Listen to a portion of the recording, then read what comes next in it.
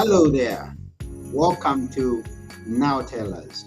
At Now Tell Us is where we have guests come and tell us stories. They come and inspire us. They come and educate us on a subject. And at every opportunity that we have at Now Tell Us, it has always been a great experience. And that's because we have great guests. And today we have one of them who is going to tell us about storytelling. And I'm excited to go and meet the guest today, who is known as Brian Drake. But before we go, I'd like to remind you one thing. If you want to catch this show, you can go to Podmatch. Hey, we are number 3 on the leaderboard at Podmatch. I'm excited and I don't know. And that's only because of you, because you've shared these videos that we do. You've commented, you've done everything. And the authors, guests, speakers, everyone who's been on my show has been great. So you've made my show great. We are number 3 right there. Oh, it's on the other side.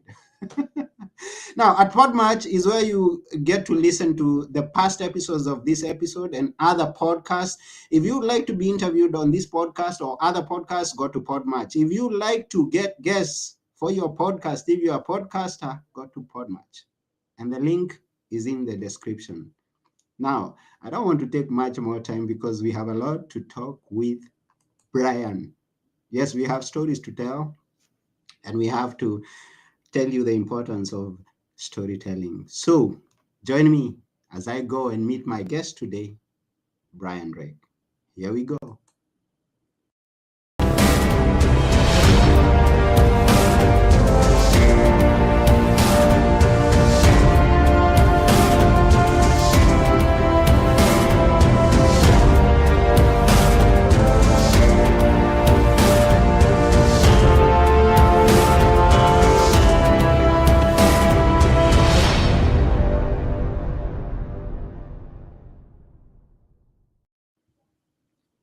Hi, Brian. Anthony, how are you, sir? Good morning. I'm good. How about you? I'm doing really well. I'm excited to be here. Looking forward to Yeah, I'm diving into excited to this. have you here also. It's wonderful that you're here and we are going to have a great time. Now, where are you? So I'm in California, in the west coast of the United States. Wonderful. Now, that's why it's morning there. I am on the other side of the world. I'm in Athens, Greece. It's evening.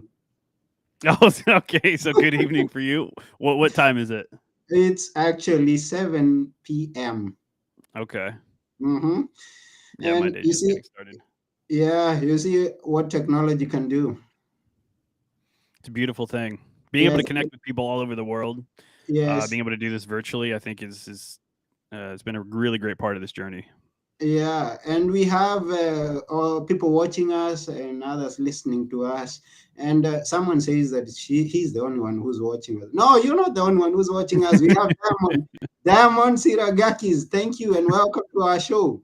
And everyone else who's watching there, please comment, give us feedback, ask questions, because Brian is here to tell us about storytelling. We appreciate your time just as much as we appreciate Brian's time. So we'll get going on this episode and would love to know much about you, Brian. Please tell us, who is Brian? So, in a nutshell, I'm an entrepreneur who's been on his journey for I'm going on 2 years now. My journey really started when I was 24 years old, and at that time, I was just accepted to work for the largest bank in the United States. And at 24, I was incredibly motivated to make money. I wanted to make so much money that I would be financially free. Mm-hmm. And the job that I had gotten at the bank was commission based. So I learned very quickly that in order to make a lot of money, I needed to learn how to sell. Mm-hmm. So I picked up some sales training programs and became a top salesperson at the company. I found myself making $120,000 a year, and I was a mentor to a bunch of different people that worked there. And I realized after a decade that I couldn't do this for my entire life. Okay. The reality was this: I found myself just struggling with the routine life, just getting up every day and doing the same thing day by day, week by week. And the little cubicle I'd work in just continued to get smaller. And unfortunately, I became this really angry guy. I was just on edge all the time, and I was fighting with a bunch of people. And after a decade, I looked at the balance of my 401k, and I thought, okay, I've got enough to be able to fund my life if I wanted to step away and try, this journey of entrepreneurship. And Mhm. so I did that. And I've been on that journey ever since, and it's been a little over a year now since I took that leap. Wow, wonderful. Congratulations on taking that step, because it's not an easy step. I can attest to that. How has been your journey so far? Well, it's been an unbelievable transformation. Like the person that I was a year ago, I don't even recognize in the mirror anymore. It was just almost right away. I started just kind of learning about how to understand life, outside the four walls of working for a business. Mm-hmm. The reality, like the journey's been going good, and when I say good, with how much I've learned and all the books that I've read and the courses that I've taken, I've learned so much, and so I feel like I said, I've grown so much as a person. But unfortunately, at one point, that journey led up to a really dark place for me, Oh. and it was because after a year of trying to make it as an entrepreneur, I started to go broke because making money and client acquisition, it's the most difficult part of this journey. Just getting people to say yes to whatever service you're trying to offer. Mm-hmm. And so there was a period of time when I checked my bank account and realized that I was going broke, that I was breaking out or breaking down every morning. Uh, I would drop my kids off at school. I'd come home and I would actually just sit on my couch and I would just start crying because I was so fearful of the future. And this voice just kept going through my mind over and over again. And it was telling me, it was like, look, Brian, you only have 3 months left before you have to go back to work for a full-time job. You haven't really made money in over a year. What the hell makes you think that you're going to make it in 3 months? And then it started to elevate from there. And I started just telling myself, like, well, what makes me think that I'm ever going to do it? Maybe my life is supposed to be within the four walls, just working for a company. And it took a while of just really digging myself out of that hole and pushing myself forward. So it's been great, but it's definitely had its moments of just real struggle and suffering. Mm.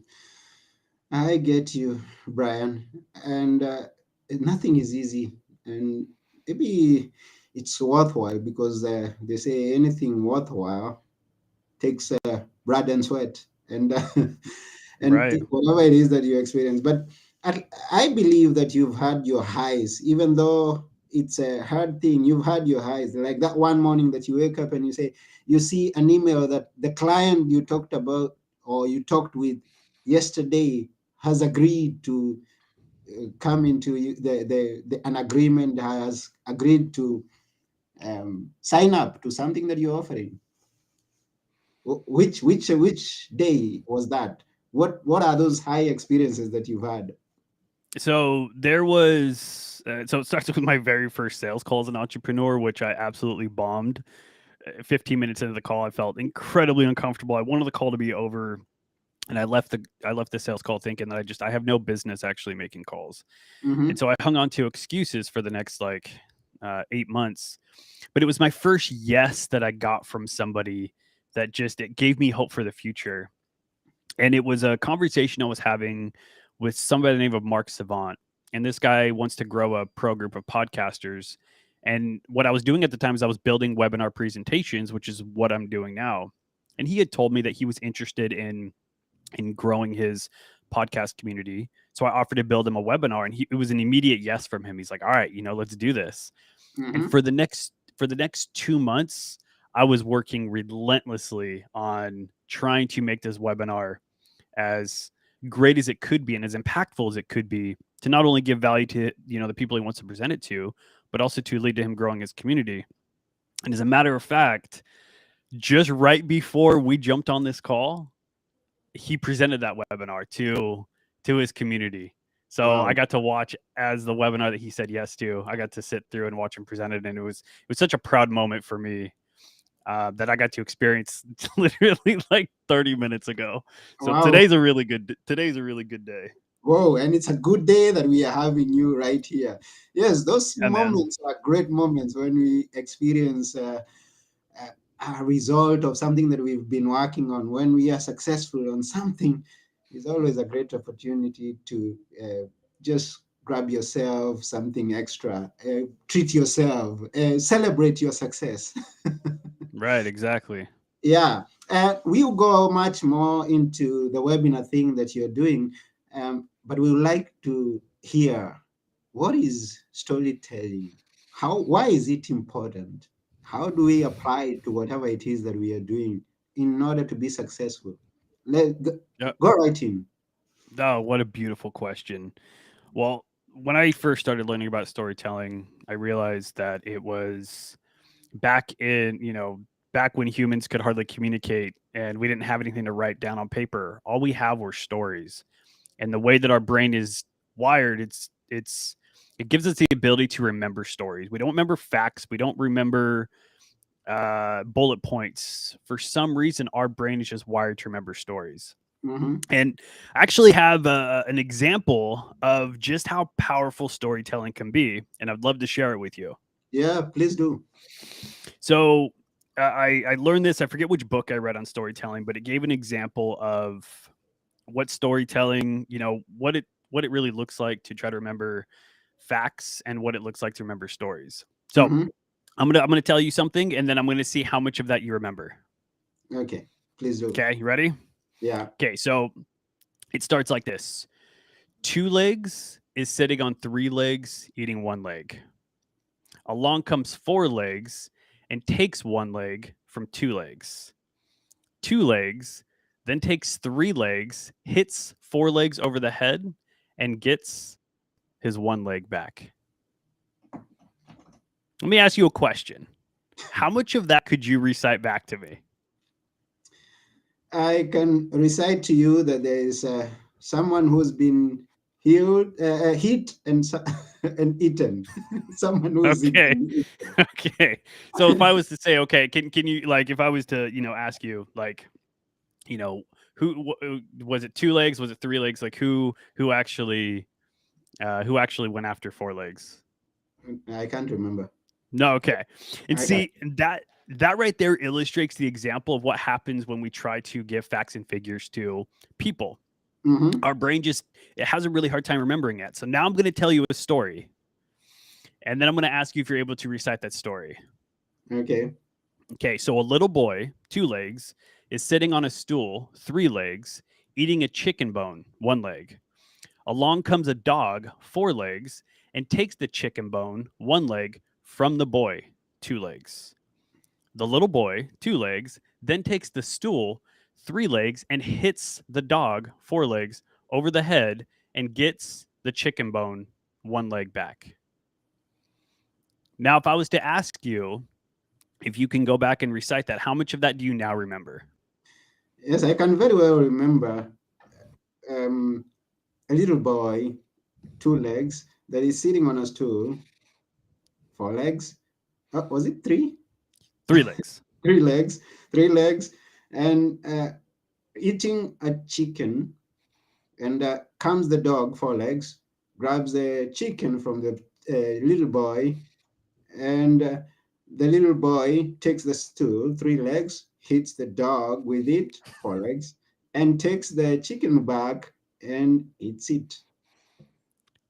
You just went over the entire thing. That was fantastic, Anthony. Thank you thank you for being able to recite that. And that Uh, that example just really shows just why storytelling is so important as we're mhm, trying to communicate our value that we give to people, as we're trying to communicate or trying to connect with people. Is storytelling is a crucial part because it is what people remember when we open our mouths and we speak. mhm. There's if nothing else, if I don't tell another story during this interview, chances are that that's going to be the one thing that people are going to remember. Oh, yeah. And so when we think about, like, okay, well, what does it mean to really tell stories? Simply put, Stories are just characters in motion. Mm-hmm. That's really all a story is. There's different formulas and strategies and frameworks that you can plug a story into, but really stories are just they're characters in motion. So if anybody's looking to tell a story, just that's how to know whether or not you are in fact telling one. Wonderful. And we have Ilya Jestika. I hope I pronounced that right. Sorry if I did. Ilya, yeah, good dude. Ilya. And says that stories are powerful. They help us connect and understand the world around us in a meaningful and engaging way. Thank you, Ilya. Yes. So they really are important. And maybe you can give us an insight because you told us, and I know you mentioned about figures where figures don't stick to the person, they don't stick to our mind. And the flow of the story, uh, we remember that because we are going to remember about the boy and the dog. Are there ways that we can tell our stories? Are there different ways, different formats that we can tell our stories that is going to be significant? Maybe it's going to depend on what we are saying. I don't know. You're here to tell us. Now tell us. Good question. So when it comes to telling a story, it I'm going to try to make sure I got the thought here pretty clear. Mm-hmm. But the most impactful framework that anybody can use when it comes to telling a story Mm-hmm. is to use the hero's journey. Which And is it? if so, the hero's journey, which by the way, any movie you watch, any movie follows this exact framework. And Mm-hmm. there's a reason why it follows this framework is because it's what we connect with at a very human level. Hollywood figured that out a long time ago, and they invest $400 million or more in movies that follow this framework because they know it works. Okay. So, to put it simply, if we're wanting to use the framework, it's just you've got your main character, the protagonist, and there's something that they want and something they desire. Mm-hmm. But unfortunately, they have challenges that get in the way of them getting to their desire, and they don't really typically know how to figure it out. Mm-hmm. And then they end up something happens in their life. They push themselves into the chaos world, and that's where they start really meeting their different challenges. Mm-hmm. Once they're in the chaos world, they start to learn more about themselves, the world around them, and that's where, the real struggle happens, and then eventually they get what they want. Unfortunately, in the hero's journey, when you get what you want, you have to give up something in return. Mm-hmm. Typically, when you get what you want, your world falls apart, at least in the hero's journey framework. Okay. At that point, it's piecing yourself back together, and it's figuring out what lesson you learned from going through that journey. What is it you didn't know in the beginning that you now know now to carry yourself forward? Mm-hmm. If you think about my story that I shared, what I really wanted was, well, at least in the beginning of my story, I really wanted to make a lot of money as a banker or Yeah. just as an individual. And so I got to the point that I was making $120,000 a year. Unfortunately, that cost me my happiness. It cost me, my ability to stay at a stable level. And once I was making the amount of money that really made me feel like I was on my way to financial freedom, it was me looking in the mirror and thinking, like, I don't want this to be my life. I have to do Mm-hmm. something different. So that was like my first hero's journey cycle. And then me starting my journey of entrepreneurship, that was my next hero's journey cycle. And I felt like I started to become the entrepreneur that I knew I wanted to grow to be. But unfortunately, that led to me, sitting on my couch crying because I was so scared of what the future was going to look like. Mm-hmm. Now, if you were asking me where I'm at on my journey right now, now I'm on my way. Now I'm on my way out of that. I have now figured out what lesson I needed to learn in order to continue moving myself forward. Wonderful. Um, I thought that when you're studying, when you listen to my story, now I switched back to the story that you told us. We will always remember the dog story. The boy wanted to eat the chicken, and then faced the challenge of the dog coming and taking the chicken back. So he had to fight for his chicken back. And that's the hero of the day. Right. Exactly. And it's like if you would ask what lesson he learned, it's like maybe don't put your chicken bone somewhere where a dog can get the hold of it. So it's like now for the rest of their life, they will hold their chicken bone above their head so nobody can come up and snatch it from them. Oh, wonderful. Now, we keep going, and we want to thank all those who are watching. Send those questions, the comments. We are still waiting for them. We appreciate your time. And uh, can I ask? There's something I wanted to know about stories, but maybe one of the viewers will ask something that I'm missing. But let's dive into the webinar thing. Yeah, tell us Okay, about. sure. Yeah. So when I learned how to do storytelling, I thought, okay, I want to try to offer something to a market that was going to help them in some sort of way. Mm-hmm. And so I decided to take my understanding of storytelling and help an entrepreneur put a story together within a webinar that gives value to their audience and that helps them try to sell something, sell some Mm-hmm. sort of product or service.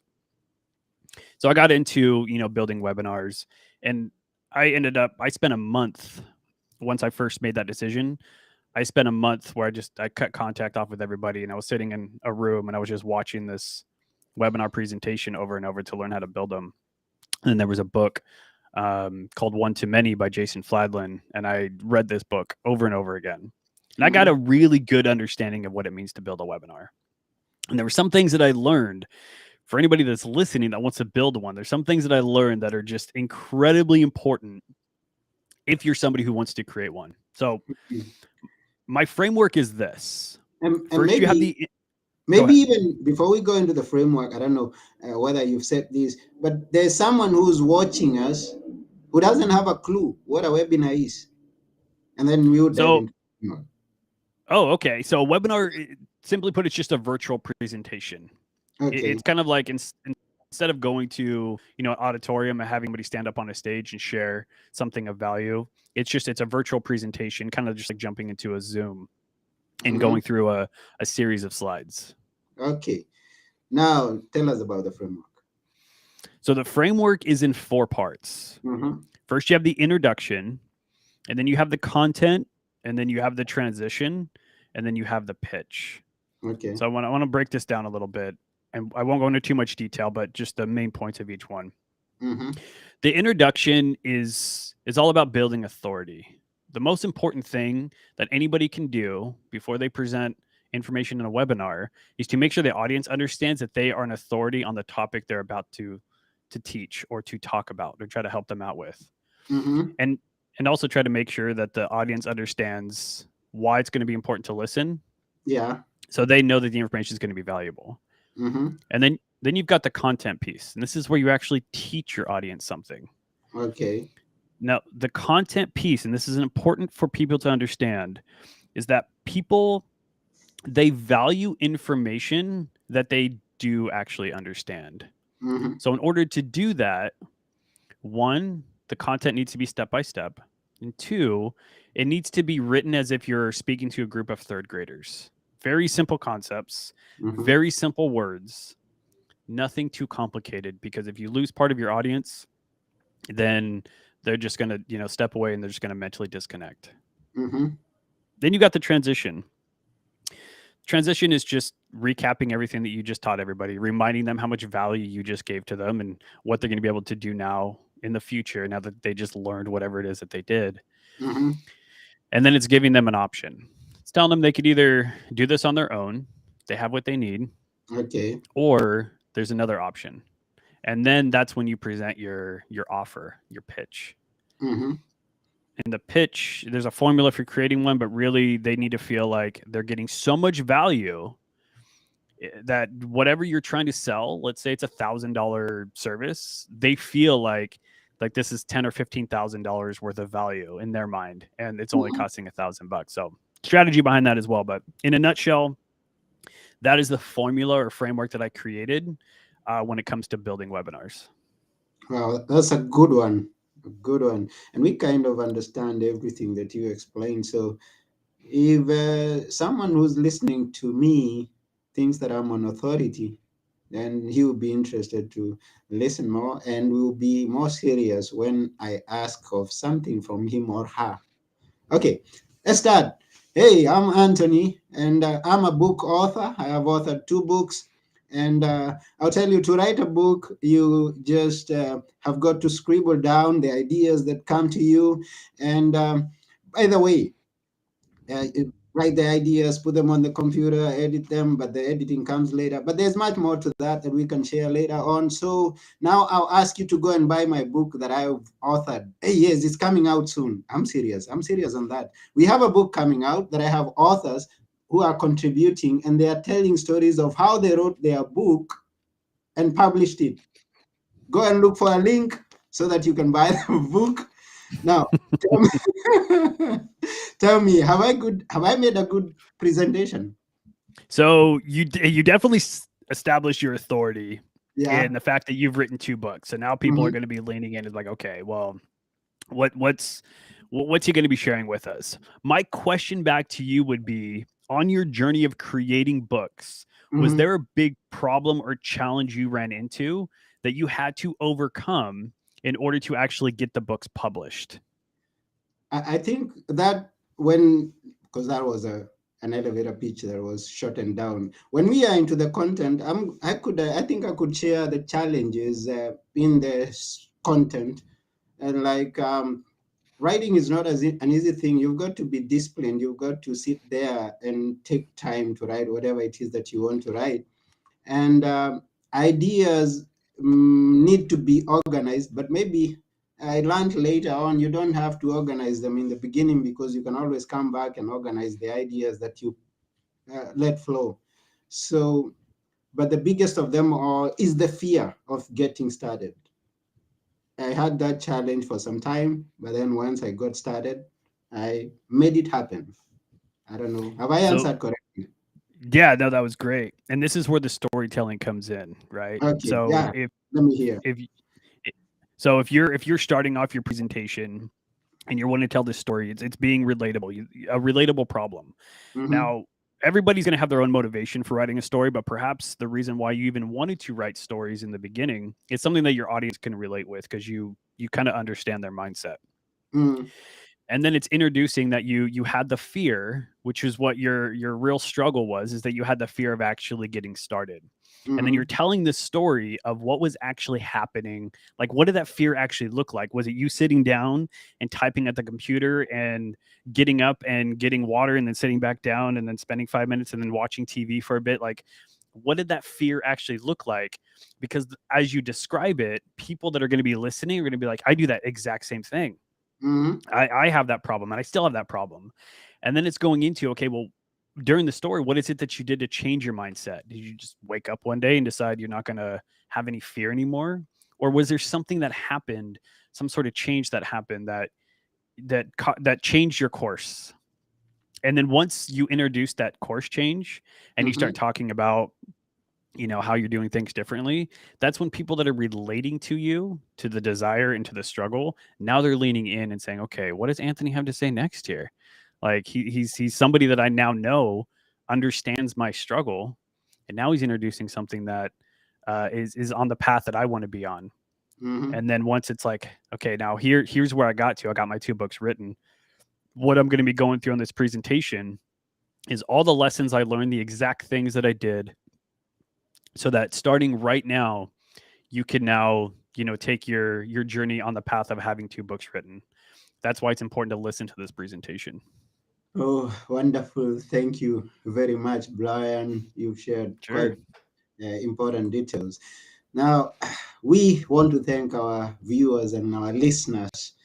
And Elia, thank you very much for sticking with us and contributing. Now, Elia says stories are powerful. They help us connect and understand the world around us in a meaningful and engaging way. Mm. And he also thanks you, Brian. Solid advice, Brian. Give a ton of value in the content.